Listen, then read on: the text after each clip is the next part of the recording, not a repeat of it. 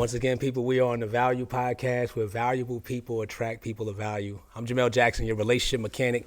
I focus on repairing, evaluating, and giving you the tools you need to maintain healthy relationships. Today, I'm chilling in Nicole's Beauty Lounge, where I brought this particular segment or season, I should say, of Jamel, I Have Questions, where my guests, they come on and they ask me a few questions centered around relationships. But before we even go forward, Nicole, tell them about your business. Shout out your business. What you got going on here? Well, first, thank you, Jamel, so much for having me. My name is Nicole. I've been a licensed esthetician for over 10 years now. I've been in Atlanta for about 8 years and in business for 5. So I'm the owner of Nicole's Beauty Lounge. We specialize in eyebrow waxing, tinting. We also have our own organic skincare line called NVL Cosmetics. Okay. So that's just a little bit about me. So I get a facial on the house, right? Of course. You heard that. You heard that, right, Cole? Only for you. All right, cool. No, I got a guess. My guest guy. I'll get my guess. I'll call my guest. Well, anyway, we about to get into this. Jamel, I Have Questions, and Nicole has some questions for me, and you guys get to hear these questions, and I'm about to answer these questions. So let's go. What you got over there? Okay, so a few questions. Now, not necessarily all of these questions are pertaining to me, but some for my clients too, because of course I'm around women all day long. Yep. It's almost like a female barbershop, so we talk about anything and everything imaginable. So one thing that I hear the most, and I've personally experienced this as well, how come some men are intimidated by a successful woman? Whether you have your own business or if you just have your stuff together. Because I see beautiful women, and when I say beautiful, I mean inside and out. They'll come in, oh yeah, I'm talking to this guy. 2 weeks later, I'm like, how's so-and-so? Oh, like it's a long story. We fell out. He wasn't consistent. Or, yeah, I just noticed that some men are intimidated. That's a very interesting question. I'm glad you used the word some too.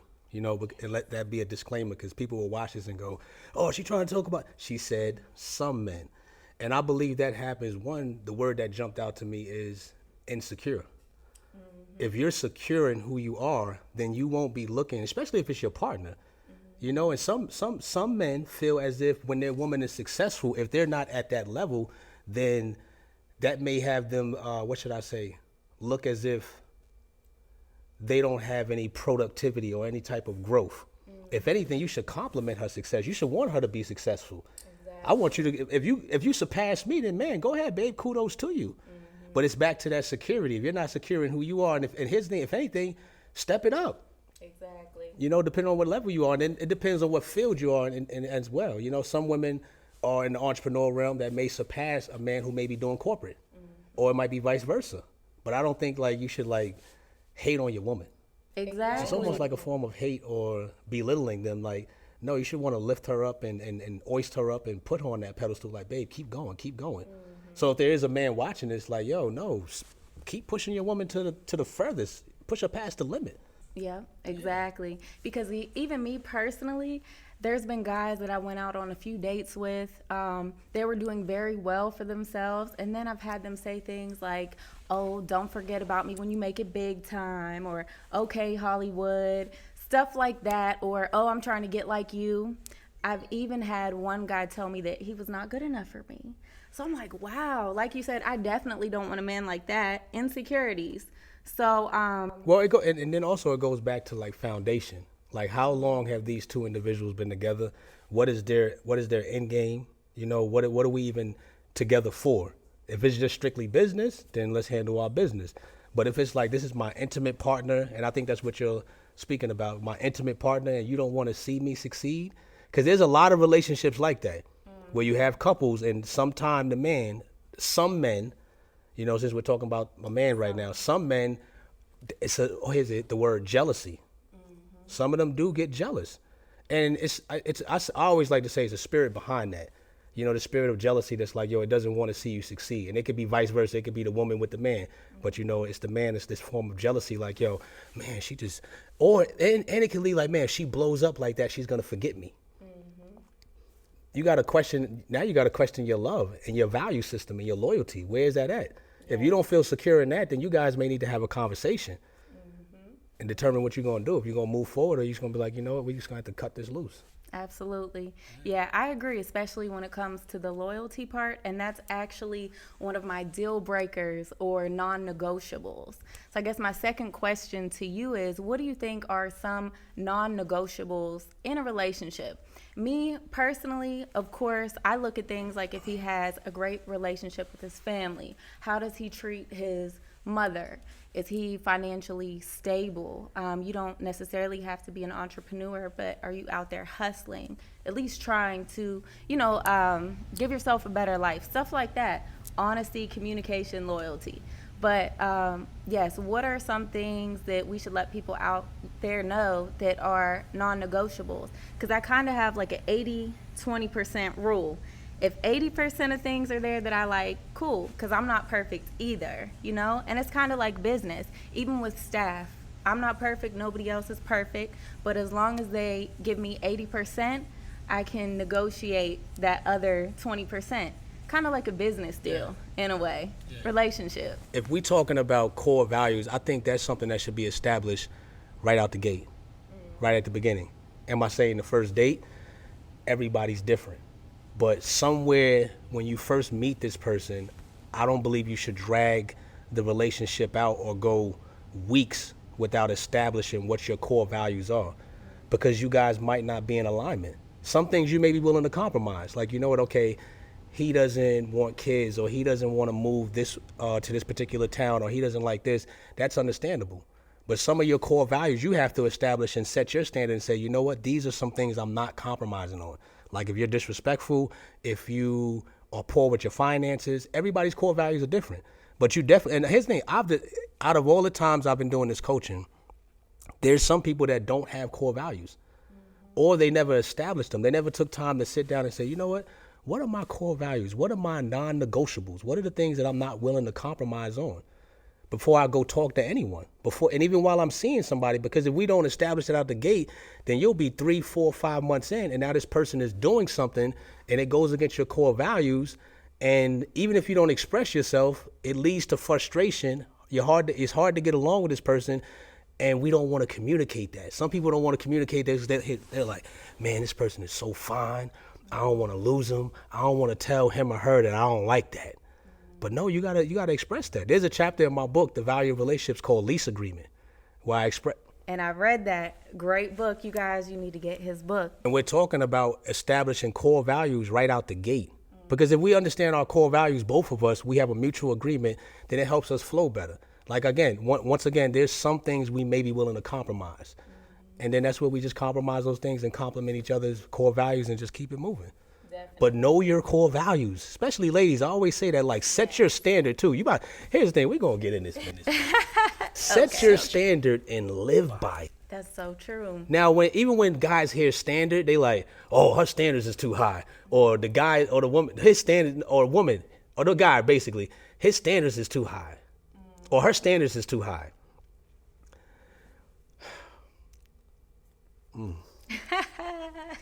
A woman having her standards set at a certain level, there's nothing wrong with that. And having concrete core values. Now, there are some people that may walk around with these unrealistic standards. I understand when a guy, says something about that. But more than likely, a woman that sets her standard, you women have so much power.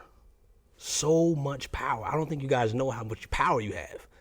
Like you can set a standard, and a man's going to have to come up to that standard, or he's going to have to keep it moving. Especially if it's standard, like, let's just say one standard, like, all right, I'm not going to talk to you if your pants are sagging down below your waist or they're down to your knees. If it's a man out there doing that, that's listening or watching this, I'm not knocking you. I'm just giving an example. But if that's your standard, that man, I guarantee he's going to have to pull his pants up and come to your standards, or he's not going to be able to get you. Right. If he's poor with his finances, you're like, listen, this is my standard. Either he's going to step it up, not to say that he can't have you. Either he's going to say, you know what, I'm about to get my stuff in order because I really want this woman. I'm getting up to that standard. And that's not a bad standard to want to get up to. You know what I mean? Why wouldn't you want to have your finances in order? That's so true. Because some people, whether it's women, men that I run into, or even people in my family, oh, your standards might be too high. No, I just know what I want. And I'm not going to settle for that. And I can speak for other women as well. Yeah, because you know what happens? Whether it's the man or the woman, if we end up settling and lowering our standards, trust me, as the relationship moves along, you're going to be frustrated. And that's when it comes to headbutting. And then next thing you know, everybody's like, hey, what happened to such and such? Oh, we just didn't see eye to eye. No, we didn't establish our core values at the beginning. And sometimes you got to revisit those core values because things may change. You guys may be together for a year. And like you said, now the success level where you might be like, you know what? My standard now is I want to go back to school for my doctor's degree. And if that man if you guys have a mutual agreement, he may say, you know what, babe, okay, let's move this around. And I agree with you. You're going for your doctor's degree. That's a lot. I may have to do this and to make these adjustments. And now you go to your success flow for your doctorate. Not coming off like, man, you trying to be a doctor now? Or vice versa with the woman. Right. Oh, you want to be a doctor now? When I met you, you was a bartender. bruh, trying to go be a doctor. Exactly. Salute that man. Support him. He want to be a doctor. Shoot, now you're going to be coming home to a doctor. And he can serve you food. Exactly. And it cuts out the medical bills. All right, come on. What you got, Nicole? Okay, so for those having a real busy schedule out there, how can you tell them to balance, like, their work life and personal relationship life? What would you suggest? Trying to create like an equal balance for that. Between you and your partner, I think the first thing is communication. Because sometimes we try to balance it. We're balancing it in our heads, or we have our own schedule out, but we never brought our partner into the meeting. And so we balance the schedule out in our heads or on paper, and then we start living out this schedule, and our partner's like, hey, what are you doing? Oh, no, I got a schedule. I got a routine that I stick to. Well, now they don't feel included. Right. So the include them into the schedule. Like, hey, okay, here's my schedule. That word schedule is so amazing. I'm telling you, it helps relationships. I mean, we got down to it on one of my podcasts. We were talking about even couples scheduling sex. Wow. Think about it. If you're a busy person, even in your business, you're an entrepreneur, you're busy. He may be an entrepreneur, he's busy, and your time is just everywhere. So that word schedule is so crucial. A lot of people are afraid of that. We got to schedule our time to be together and stick to that time. Like, you know what? Hey, Friday, I'm free. Friday, you're free. Let's set aside this time for just you and I. No family, nobody, just you and I. And say it is a sexual thing. Okay, let's schedule Sunday where we're gonna just like it's us, and it may not be like it may not be sex, because I think my friend was saying it could be it's just a sensual time where we might be touching each other and just holding each other, and that day is we're just loving on each other. It's intimate, but we don't have to have sex. You know what I mean? But the scheduling is so crucial. Like, just that's the best way to balance it out and communicating it. Yeah. Okay, I like that. Because a lot of people don't do that. We just move. Right. I'm an entrepreneur. I got a busy life. You saying I got a busy life. Okay, schedule. And there's nothing wrong with that. And sticking to it. Monday, Wednesday, Friday, hypothetically. Hey, on Monday, let's do lunch. And we might not be together the whole day, but we know Mondays are our lunch days. Tuesdays are the days we're going to go see mom or cousin or whatever. Friday, hey, we're meeting with the family. And then you have your own separate schedule. Like, hey, you know what? Saturday at this particular time, maybe once a month or twice a month, I don't know, I'm going out with the girls for brunch. So he already knows Saturday, that particular time, don't ask Nicole, don't stress Nicole on that day. She's going out to brunch with her girlfriends. I'll see her afterwards.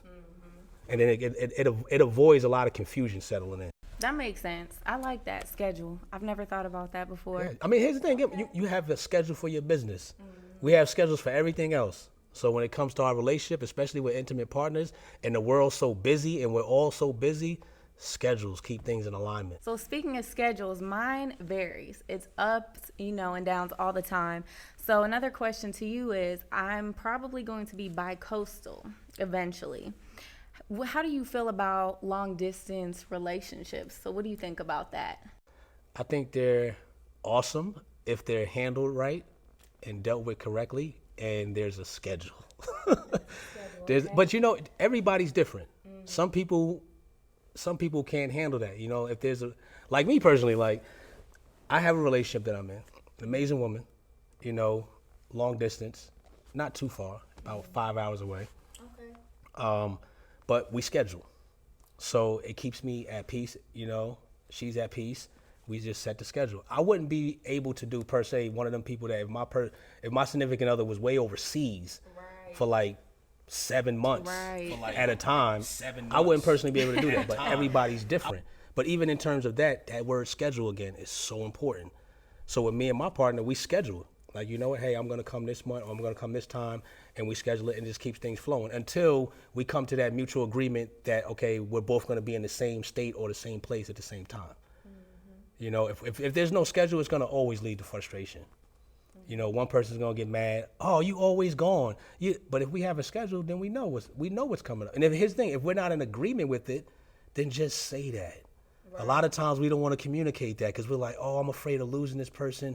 He's so fine and she's so amazing and he's so amazing, all this thing. But if you can't handle this long distance, then you might just say something. And because you know what it can lead to? It can lead to resentment. And then that time when you're alone, and since you didn't communicate this to this person, now some guy or some girl's in your face and all googly-eyed, and now you're like, oh, you know what? And then, something happens, and now you're like, oh, my God, because you felt alone. Right.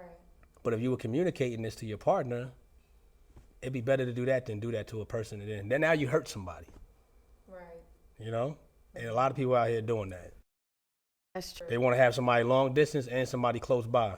Choose one. Choose one. You know it's out here. No, here we go. I'm asking you a question because I hear these questions you asking me. So now I want to get. Are you with somebody? I'm not. You're not with somebody. So you're single. Yes. Are you dating? I go out on dates, but I'm not dating anyone specifically. Okay. So ask me some questions about that. Because Okay. I'm curious about this. You're going on dates? Yes. Meeting people. You're meeting people. Right. So do you desire to be with somebody? Yes, of course. But I believe I have not found that right one.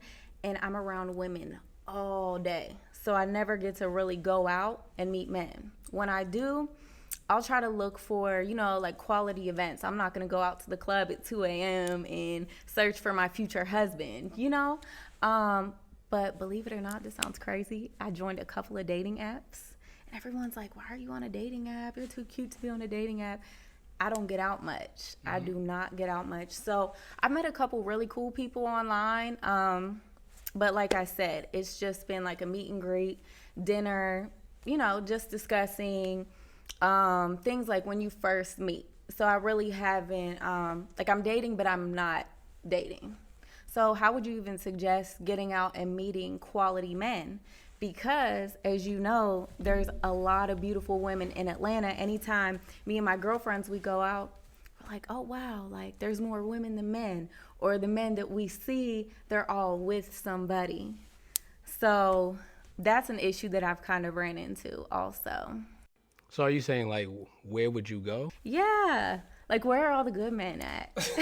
With core values. That's what we want to know. I think, you know what, I have this conversation a lot when I'm in my workplace, that I think even for women to find certain type of men, it's rare in our society today.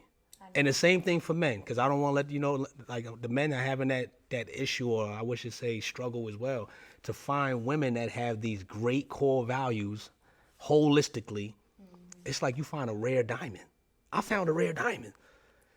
Yeah. So I can understand, like, I would definitely, you got to pick your places too. True. I would say this, people's resumes are online now. And I don't think people understand, especially for women and men. I say this like, yo, when you put this stuff on social media, it's just like a job. Yeah. A companies go look at your social media, and they like, and I'm not knocking what people do when I say this, but if you're constantly in places doing things that are just that's not gonna attract the type of person that you want, you can't be saying, oh, I'm looking for this man with these great core values, respect his mama, blah, blah, blah, blah, blah, and you going after the guy that doesn't match the resume. His resume showing you when he's online, like, yeah, come on, get them Asians in there. Just talking crazy, doing crazy things. And you like, ooh, and you go to these places where these people are gathered.